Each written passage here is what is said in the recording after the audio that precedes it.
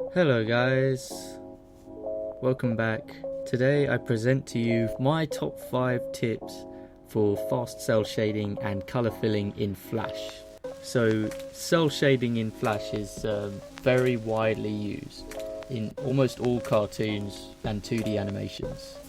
Not all, but for a lot of them. One of the main benefits of cell shading is that it's very fast. It also looks very crisp and sharp. If you're learning to shade, it's a very quick and easy way to learn, and it's good for learning. But on the other hand, coloring and shading are one of my least favorite parts of animating because I find them so tedious and have a messy line style which can take a long time to fill. But luckily I came up with a few little methods to make coloring and shading less tedious, so that you can spend more time on the fun parts of animating.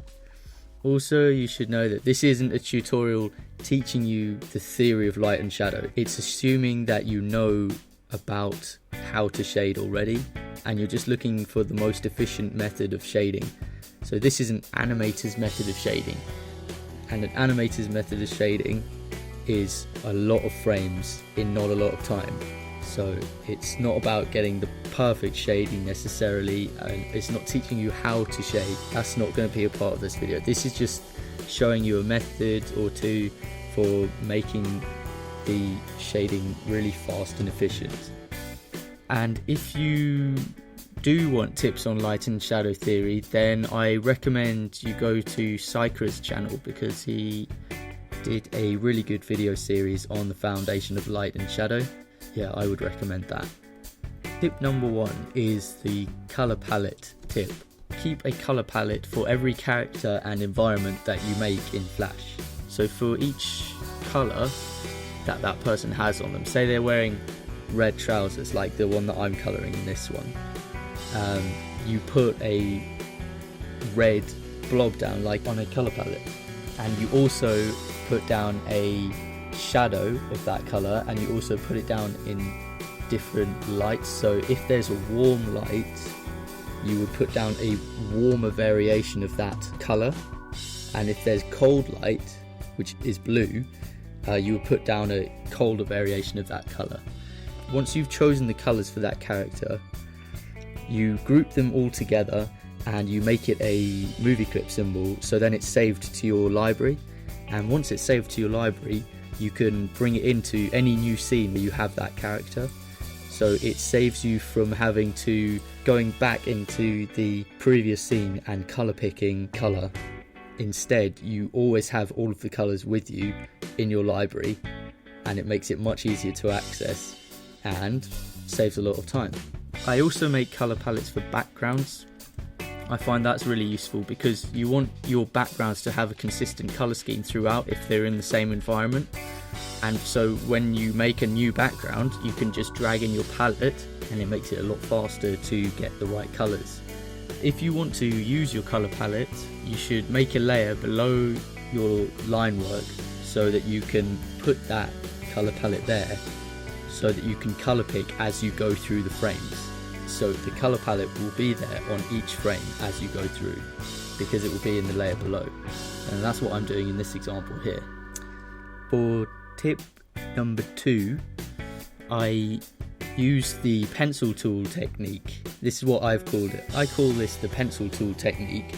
It's based on a traditional method of cell shading, but it's digital, and it's where I mark out the division between light areas and shadow areas with a bright coloured line. In this instance I'm using green, but you can also use red or anything that makes it stand out from the shading. I also like for them to be on the minimum thickness setting, because then you can see the detail easier. Later on, the lines themselves are going to be taken out and it's just going to leave the shading, and it looks really nice.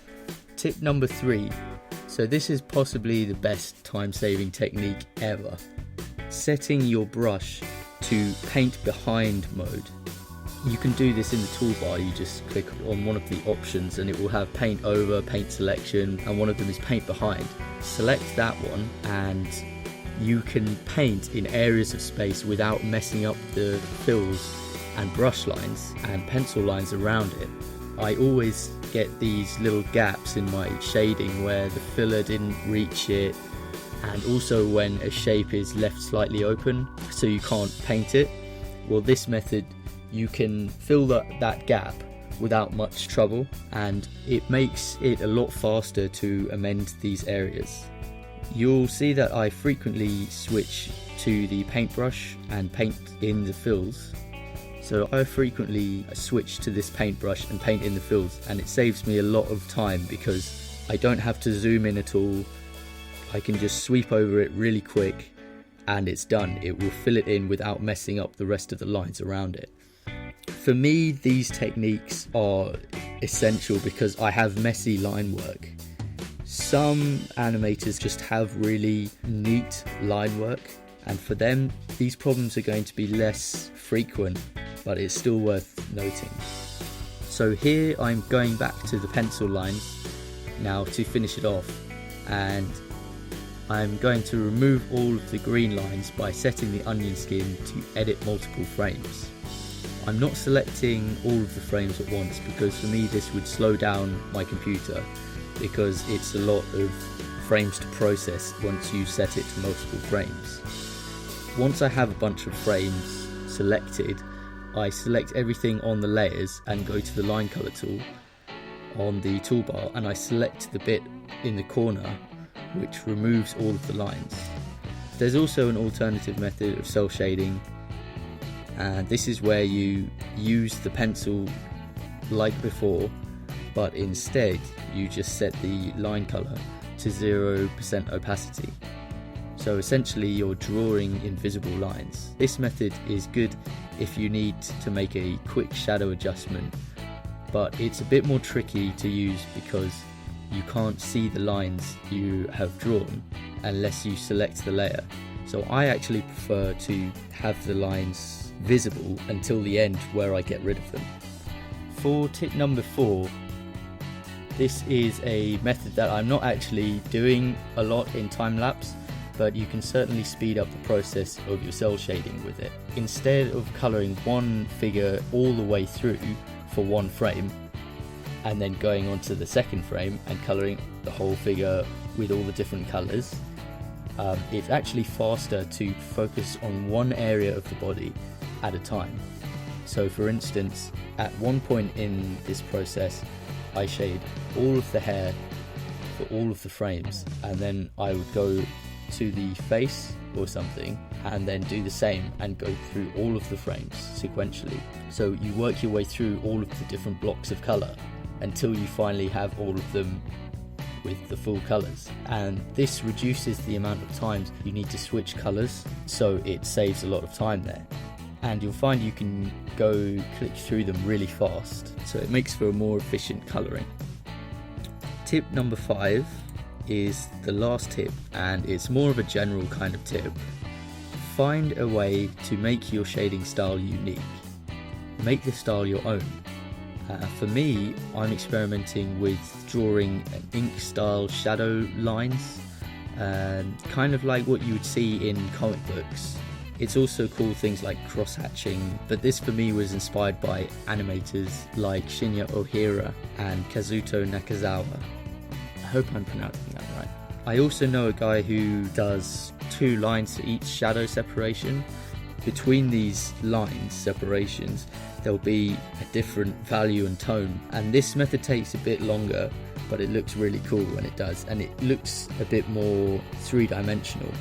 You can also experiment by, instead of having the base colour and the shadow colour, you can try adding a highlight colour as well.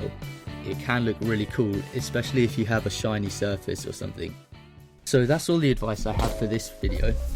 I hope it benefits you when you're animating or drawing, and don't forget to subscribe to my channel if you want to get more like this, or enjoy watching time lapses, or if you want to see upcoming animations that I'm making.